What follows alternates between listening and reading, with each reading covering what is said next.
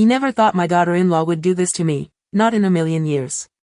Back when she stood in front of the entire company and called me the leech maid, I realized just how far her disdain for me had gone.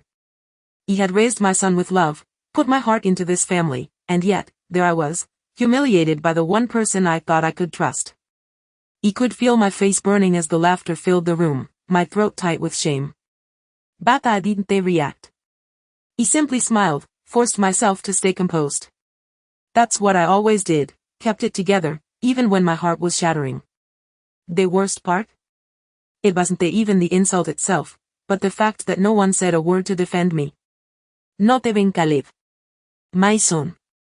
The person they'd given everything for. As I stood there, holding on to the last shred of my dignity, I made a silent promise to myself. Little did they know, this moment was going to change everything. I wasn't just going to take it. No, I would take control. I would show them all what happens when you underestimate me. The next day, I started making my plans. They thought they could push me aside, but what they didn't realize was how much power I still had, power they couldn't see coming. It wasn't just about revenge. It was about taking back what was mine, about reclaiming my life and dignity from a family who had forgotten my worth. I spent the night thinking about what happened, the sting of that insult still fresh in my mind. I could still hear Abedi's voice echoing in my head, calling me the leech maid in front of everyone. How could she do that to me? How could she humiliate me like that, so casually, so publicly? And Caleb, my own son, just stood there, not a word of defense. I was alone, standing in the middle of that room with nothing but my pride left. I wanted to scream, to shout, to let it all out, but I didn't. That wasn't who I was. I wasn't the type to let people see how much I was hurting. No, I would handle this my way, the way I always had. Quietly. Strategically. It's what I had learned to do over the years, after all. I had been a mother, a wife, a caregiver, and now, it seemed, I was being cast aside like I meant nothing. But I knew better than to let them think they could break me.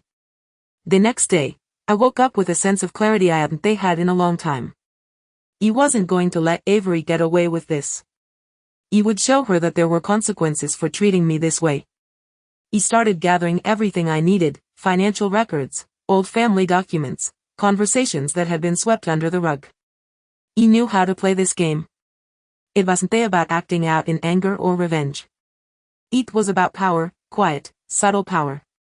I could feel the weight of years of sacrifice lifting off me, replaced by a new sense of resolve. I wasn't helpless. I wasn't just some old woman they could push aside. I had my life, my memories, and my strength. Avery thought she could humiliate me and get away with it. But she was wrong. Little did she know, I had already begun plotting my next move. I would take control, and I would do it on my terms. Avery and Caleb had no idea what was coming. But they would soon find out. I had spent days collecting everything I could find, documents, old photographs, financial records, and the more I looked, the more I realized how long I had been living in the shadow of manipulation. Avery's actions weren't just about that one moment at the party. No, this had been building for years, a slow erosion of everything I had worked for, everything I had sacrificed for this family. He had been in the background, unnoticed, dismissed, but not anymore. I began organizing my thoughts, writing down the facts, and making sure that everything was in order. There was no room for mistakes. I needed to be careful. Avery had underestimated me, thinking I would quietly fade away. But I wasn't going to let her get away with it. I kept my calm, every decision deliberate, every action calculated. I spent nights thinking, planning, and slowly, a strategy started to form. It wasn't just about Avery anymore, it was about me, about reclaiming my dignity and my place in this family. It was about making sure that no one would ever forget who I was, or what I had done for them. And Caleb, my son, who had been blind to Avery's manipulation, would soon see the truth. He knew that confronting Avery directly wouldn't be enough. She was too clever for that. No, I needed to do something that would make her realize that I wasn't someone she could walk all over. I started making phone calls, gathering allies who understood the value of what was at stake. Every conversation felt like a step closer to the moment when everything would change. As the days went by, I could feel the tension building inside me, a quiet storm waiting to be unleashed. The more I prepared, the more I realized that the hardest part wasn't going to be the confrontation. It would be the moment when Caleb would have to face the reality of what had been happening behind his back. He had no idea how he would react, but I knew one thing for sure: I was no longer the person who would accept being cast aside. It was time for me to stand up for myself. Time for them to understand that the leech maid they thought they knew was actually the woman who had held this family together. And when they finally saw that, it would be too late for Avery to turn back. He had been preparing for this moment for weeks, and now it was finally time to face Avery and Caleb. He had gathered everything: documents, records, conversations, and I knew it was all about to come to a head. The tension in the house was palpable, even though everything seemed normal on the surface.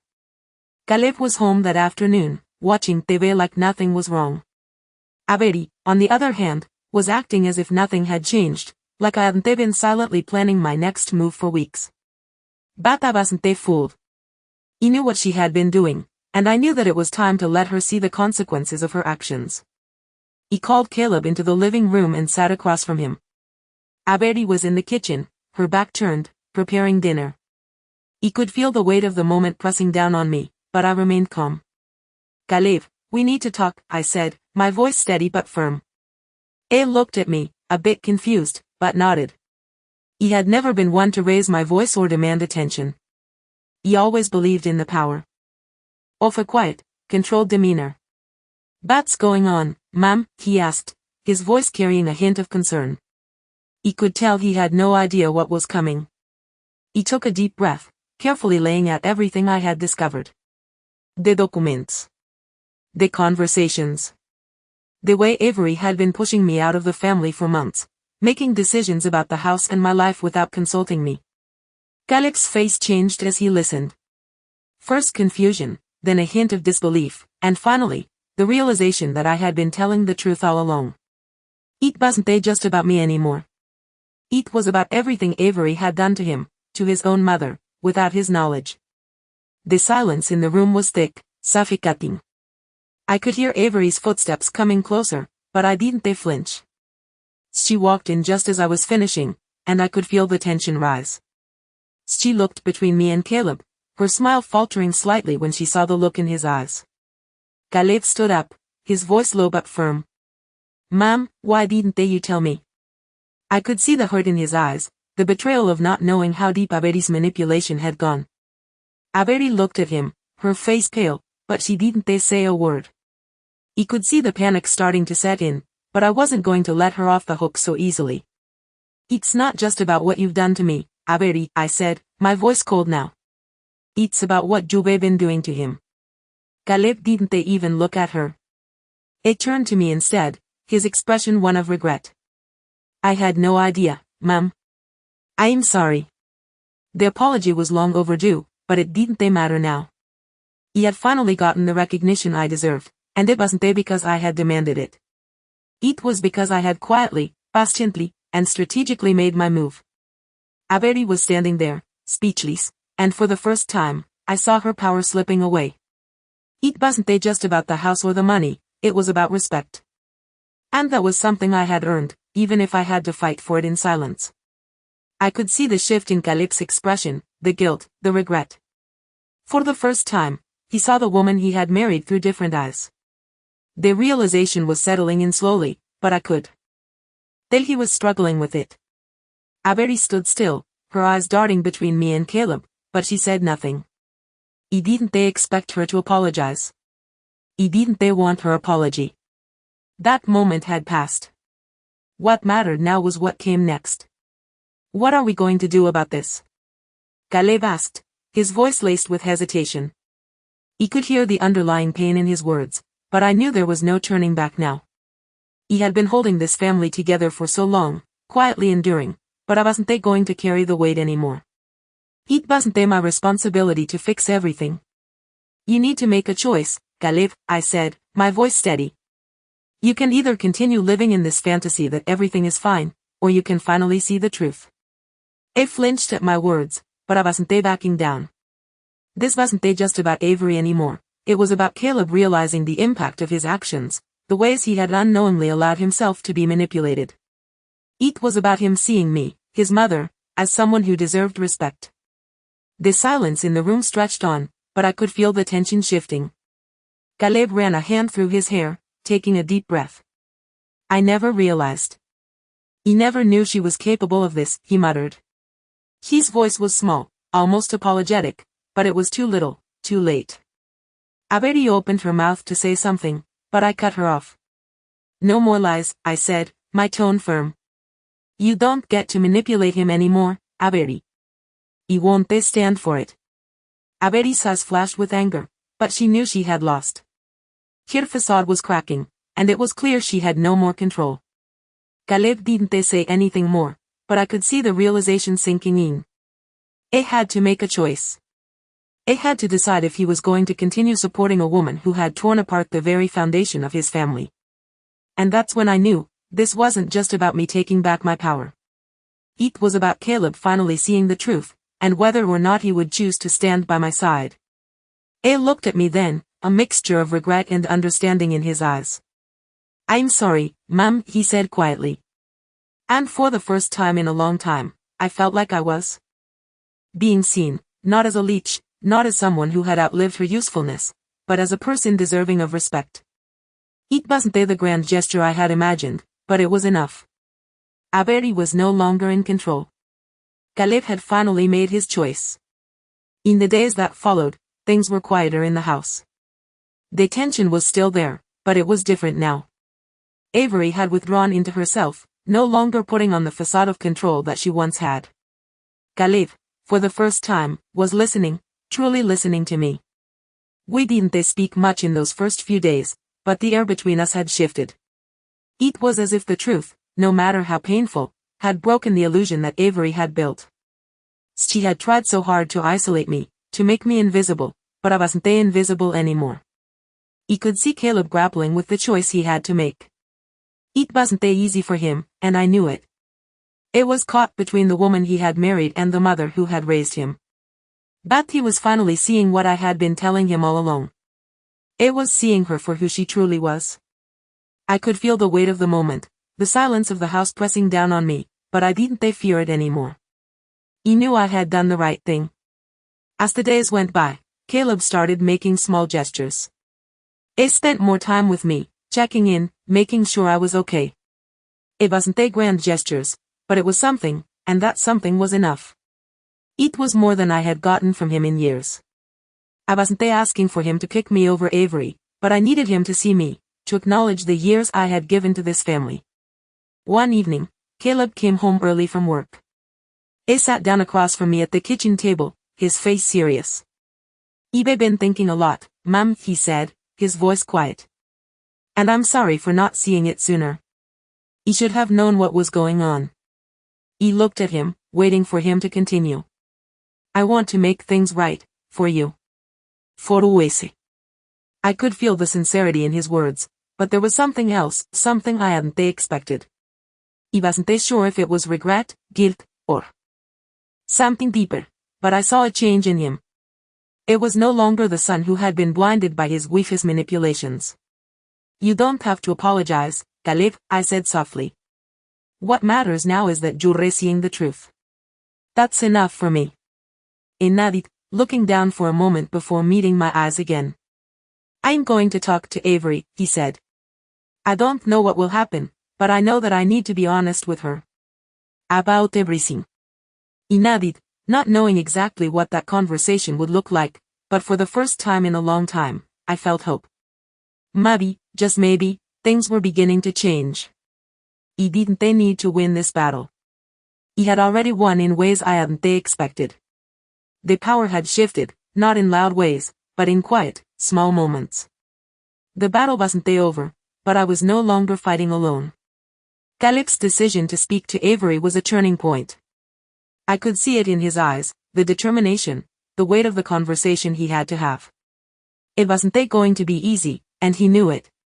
The days passed in a strange stillness, the air thick with unspoken words.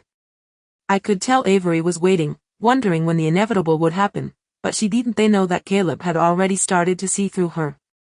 The night before the confrontation, Caleb came to me, his face set in a way I hadn't they seen in years. "Ma'am, I'm going to talk to her tomorrow," he said quietly. "I don't know where this is going, but I need you to know that I'm finally seeing things clearly. I am sorry for not standing up for you sooner." I smiled at him, a small, knowing smile. "It's okay, Caleb. He never needed you to choose me over her. He just needed you to see the truth." He nodded, clearly relieved, but I could see the storm still brewing inside him. The next day, Caleb left early to meet Avery. I stayed at home, pacing through the house, not knowing what would come of it but feeling a sense of calm in the uncertainty. I wasn't sure if I would ever get the apology I deserved from Avery, but at least Caleb had finally made the first step. Hours passed. I didn't hear from Caleb. I wasn't sure if I should be worried or hopeful, but I waited. It was late in the evening when I finally heard the door open. Caleb walked in slowly, his face pale but resolute. "It's done, Ma'am," he said quietly, as if the words alone carried all the weight of the world. I looked at him, my heart beating a little faster. "What happened?" he asked, trying to keep my voice steady. Caleb took a deep breath, his shoulders sagging as he sat down beside me. "I told her everything. He told her how she's been manipulating me, how she's been using me against you. I don't know what's next, but I couldn't live in that lie anymore. I didn't say anything right away. He didn't need to. He just took his hand and squeezed it, the silent understanding between us more powerful than any words. Avery's power over Caleb was finally broken. I had done what I set out to do, not through force, not through loud words, but through patience, through the quiet strength that had always been inside me. He had waited, and now, Caleb was seeing the truth. Avery had lost her hold, and it was clear that things would never be the same. He didn't know what the future held, but I knew one thing for sure, I had my son back. And that was enough. The days following Caleb's decision were quieter, but a different kind of silence filled the house. It wasn't the heavy silence of tension and unspoken words, but the kind of silence that comes after a storm, where the air is still, and you can almost hear the world exhaling. Caleb had made his choice, and though I couldn't know for sure what the outcome would be, I could feel a shift. It wasn't just in the house, but in myself as well. The weight of years of sacrifice and hurt had begun to lift, piece by piece. He no longer felt like an afterthought. I wasn't just the matriarch in the background, forgotten and ignored. For the first time in a long while, I felt seen. Caleb still had moments of hesitation, of guilt for not realizing sooner, but I could see the change in him. He had come to terms with the truth, and as painful as it was, he knew it was the only way forward. Avery, however, wasn't the same. He could tell she was trying to regain control, trying to twist the narrative, but it was clear that her grip on Caleb had loosened. He didn't need to force things. All I had to do was be patient, to let the truth settle in its own time. The confrontation had been a turning point, but the true victory wasn't in the words spoken, it was in the quiet power that I had reclaimed. Avery had underestimated me. She had thought she could play me, dismiss me, erase me from the family story. But what she didn't realize was that my strength didn't come from fighting for attention. It came from knowing my worth, even when no one else did. And now Caleb saw that. It wasn't a loud victory, but it was mine, and that was enough. There was no dramatic fallout. Avery didn't storm out, and Caleb didn't disown her, but something had changed. He could see it in the way they interacted, the distance that had grown between them. It was no longer about me fighting for my place, it was about them facing the consequences of their actions. He was no longer the one on the outside, waiting for crumbs. He was standing firm, knowing I had already won. He wasn't the leech maid anymore. I was Marlene Smith, a woman who had endured, who had given everything, and who finally took back what was hers. And with Caleb finally seeing me, the future seemed brighter than it had in years. As the days turned into weeks, things settled into a new normal. Caleb and I spent more time together, and though the air wasn't completely clear, it was lighter. He had learned something, though he wasn't ready to fully confront the depth of Avery's manipulation. Still, I could see the shift in him, the way he looked at me, the way he started to understand what I had been enduring. It was enough. Avery, however, was still a presence in our lives, though she no longer held the power she once did. She tried, of course, to regain control, but there was a new distance between us, a wall I had built with my quiet strength and patience. The once stronghold of our family, where she had reigned supreme, now felt fragile. It was no longer her world, and it was no longer Calix's either. It was mine. I've given so much of myself for this family, but for the first time, I realized that my own happiness couldn't be built on sacrificing everything for others. I had to take back my life. I no longer sought approval, no longer needed to be the peacekeeper, the one who always kept things together. Now, I was the one taking care of myself. The days passed, and things with Avery didn't get better. She tried to convince Caleb that I was the problem, that I was making things difficult. But Caleb wasn't buying it anymore. Slowly, he started to see her for who she really was, and I could see the discomfort growing in him. It wasn't an easy road, and I knew that Caleb still had his doubts, his guilt over how things had unfolded. But he was getting there. And that, in itself, was a victory for me. One evening, Caleb came to me with a look in his eyes I hadn't seen before, genuine regret, but also a sense of understanding. I can't undo what you've done, Mum, he said, his voice quiet but full of emotion. But I'm going to try to make it right. I won't let her control me anymore. I'm sorry for everything. I smiled at him, not because I was looking for an apology, but because I could finally see that he was starting to understand. He was finally beginning to realize that this wasn't just about Avery, it was about us, our relationship, and the respect I had always deserved. The road ahead wasn't clear, and I didn't know if things with Avery would ever be the same, but I had my son back. For the first time in a long time, I felt at peace. It wasn't the peace that came from avoiding conflict or keeping quiet. It was the peace that came from standing up for myself, from knowing that I had done the right thing, even when it was hard. I had fought for my place in this family, and I had won, not by force, not with anger, but with patience, quiet strength, and the determination to be seen and respected. I didn't need Anjona's approval to know my worth. I had finally found that for myself. In this powerful family story, a mother fights to reclaim her dignity after being humiliated by her daughter-in-law at a company party. What follows is a gripping journey of emotional resilience and quiet revenge. Throughout the story, the mother, who has always been the silent pillar of her family, is pushed to the edge by her daughter-in-law's cruel behavior, and her son, caught in the middle, remains blind to the truth. As the tension rises in their home, this family story reveals the heartbreaking lengths a mother will go to regain her place and restore respect within her own family. With her dignity shattered by public ridicule, the mother silently begins to gather the pieces of her life, quietly plotting a way to turn the tide. This family story highlights the complexities of familial bonds, betrayal, and the slow, calculated steps toward justice. The power of this family story lies in the mother's ability to remain calm in the face of adversity, while her son slowly begins to see the manipulations around him. As the narrative unfolds, this family story demonstrates how sometimes, it takes a deep understanding of one's worth to shift the course of a family's future. In the end, the true power of this family story lies in the mother's quiet strength and her son's eventual recognition of the truth. Character 1 is a woman in her mid-60s with white skin. She is wearing a classic elegant outfit suitable for her age. Her expression is calm yet firm. The perspective is front-facing.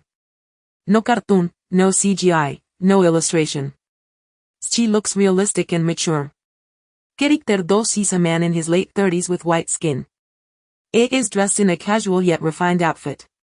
His face shows signs of concern and regret. The perspective is front-facing. No cartoon, no CGI, no illustration. He appears realistic and thoughtful. 1. The intense confrontation between the two main characters, the mother and the son stand facing each other, the tension palpable in the air. Their relationship has been shattered, yet they are united against a common enemy, the daughter-in-law. The scene is charged with emotion as they both stand firm, their eyes locked in a moment of realization.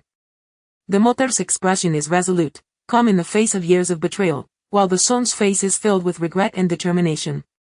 They stand in the living room, the backdrop filled with family photographs that now hold a different meaning. The room is dimly lit, casting long shadows, symbolizing the dark truths they must confront. The daughter-in-law lurks in the background, her presence felt but not directly seen, heightening the tension. Dos, the first character in everyday life, the mother, in her mid-60s, is shown sitting alone at the kitchen table, sipping tea. The sunlight filters through the curtains, casting a soft glow on her face, but there is a quiet sadness in her eyes. She's wearing a modest, yet elegant outfit suitable for her age, her demeanor composed. The house is neat, but the emptiness is palpable. She looks out the window, her thoughts distant, lost in the weight of years spent in the background. Her posture is slightly hunched, reflecting the years of self-sacrifice, but there is a quiet strength in the way she carries herself. The peaceful scene contrasts with the emotional turmoil simmering just beneath the surface. Tres, the second character in everyday life, the son, in his late 30s, is at his desk at work, glancing at the clock as the minutes tick by. His office is modern, yet there is an air of tension around him. He wears a well-tailored suit, but the tiredness in his eyes betrays the stress he carries. He scrolls through his phone, a message from his mother flashing on the screen. Esais rubs his temples, and leans back in his chair, clearly conflicted. His life has become a balancing act between the woman he loves and the mother who raised him. He glances at a family photo on his desk, his expression softening for a moment, but the weight of his decisions presses on him. Is trapped in a web of guilt and confusion. 4. The tense confrontation with the antagonist. The mother and son are in the living room, facing the daughter-in-law. The atmosphere is thick with tension. The mother's voice is calm but firm as she confronts the daughter-in-law about her manipulation and deceit.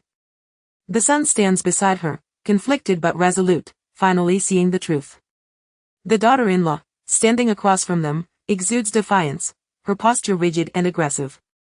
The scene is lit with harsh lighting, casting deep shadows that symbolize the fractured family dynamics. The room feels like a battlefield, the emotional stakes higher than ever as the mother and son confront the reality of betrayal and the consequences of their silence. 5. A moment of quiet realization. The son sits at the kitchen table, looking at his mother, who has just finished telling him the truth. There is a long pause. His eyes are filled with regret, and for the first time, he sees the depth of the sacrifices his mother made for the family. The camera focuses on the small, intimate details, the worn edges of a family photo, the cups of tea they shared in silence, the quiet understanding between them.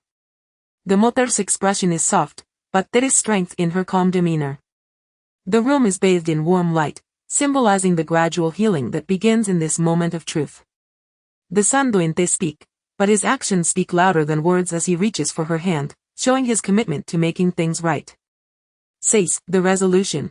The mother stands alone in the living room, looking at the empty space where the family used to gather. The photographs on the wall remain, but now, they hold a different meaning. Her posture is straight, her expression calm, a quiet victory in her eyes. She no longer seeks approval, no longer needs to prove her worth. The house is quiet, but the silence is no longer oppressive. The son walks into the room, his expression apologetic but determined. He has made his choice. They stand together, side by side, the weight of the past behind them. The camera pulls back slowly, showing the two of them in the frame. The family dynamic changed, but a new sense of understanding and respect between them. 1. The mother and son stand in the dimly lit living room, facing each other. The tension is thick in the air as they stand firm against a shared enemy, the doctrine laves and manipulation. The mother's expression is resolute, calm yet filled with years of suppressed emotion. She is dressed in a simple, elegant outfit fitting her age, her white skin slightly highlighted by the soft light in the room. Her eyes lock onto her son's, who looks back at her with regret and determination. He stands in a well-tailored suit, his face showing the weight of his decisions, his white skin contrasting with the shadows in the room. The atmosphere is charged with anticipation, the air almost vibrating with unspoken words. Behind them, a faint silhouette of the daughter-in-law lingers, her presence felt but not directly shown, creating a sense of looming confrontation. The living room is filled with family photos, but now, they hold different meanings. No cartoon. No cartoon. 1,2. The mother is seated alone at the kitchen table, drinking a cup of tea. The sunlight pours softly through the curtains, casting a warm glow on her white skin. She is dressed in a modest, elegant outfit, her expression calm but with an underlying sadness in her eyes. The house around her is neat and well maintained, yet there is a feeling of emptiness, a quiet reflection of her inner turmoil. She gazes out of the window, her face partially illuminated by the soft light, lost in thought. Her posture is slightly hunched, reflecting the years of self-sacrifices endured for her family, but there is a quiet strength in her stillness. The scene feels intimate and quiet, yet the weight of unspoken emotions hangs in the air. No cartoon. No cartoon. 3. The son is at his desk in a modern office, his gaze fixed on the clock as time ticks by. He is dressed in a sharp, tailored suit, but his posture is tense, reflecting the emotional conflict within. His white skin is illuminated by the harsh light from his desk lamp. On the screen of his phone, a message from his mother flashes, but he hesitates before responding. His face shows signs of exhaustion and frustration, and there is a deep sense of conflict in his eyes. He runs a hand through his hair, his gaze distant as he tries to process the weight of his responsibilities. A family photo sits on his desk, his gaze lingering on it for a moment before he turns away. The scene feels cold and sterile, emphasizing his internal struggle. No cartoon. No cartoon. 4. The mother and son are standing in the living room, facing the daughter-in-law. The room is lit harshly, casting long shadows that add to the intensity of the confrontation. The mother is calm, her voice steady but filled with authority as she confronts the daughter-in-law about her manipulations. Her white skin is contrasted with the shadows, her expression firm and unwavering. The son stands by her side, his face filled with regret but also determination. He looks at his mother, finally understanding the truth. The daughter-in-law, in sharp contrast, stands across from them with a defensive, almost hostile posture. Her expression is filled with defiance and anxiety. The emotional weight of the situation is evident in the tense silence. No cartoon. No cartoon. 1,25. The son sits at the kitchen table, looking at his mother. The scene is quiet, almost serene, with warm light coming through the window. His face shows a mixture of guilt and realization as he listens to his mother's words. The mother, her expression soft but resolute, reaches out and places her hand gently on his, her white skin glowing in the soft light. The room is peaceful, a stark contrast to the turmoil of the previous confrontation. The family photos on the walls seem to reflect the history of their strained relationship, but now they feel different, imbued with a new sense of understanding. The son doesn't speak, but his actions speak louder as he reaches for his mother's hand, offering a silent apology. No cartoon. No cartoon. 1,26. The mother stands alone in the living room, looking at the empty space where the family used to gather. Her white skin is bathed in soft, golden light, casting a sense of calm over the room. She is standing tall, her posture straight, and her expression peaceful yet resolute. The family photographs on the wall remain, but they now seem to hold a different meaning, reflecting her journey and the changes in the family dynamics. The son enters the room, his face filled with remorse but also determination. He walks toward his mother, and they stand side by side. There is no dramatic outburst, only a quiet sense of understanding and respect between them. The camera pulls back, showing them together, the emotional distance between them now bridged. No cartoon. No cartoon. 1,2.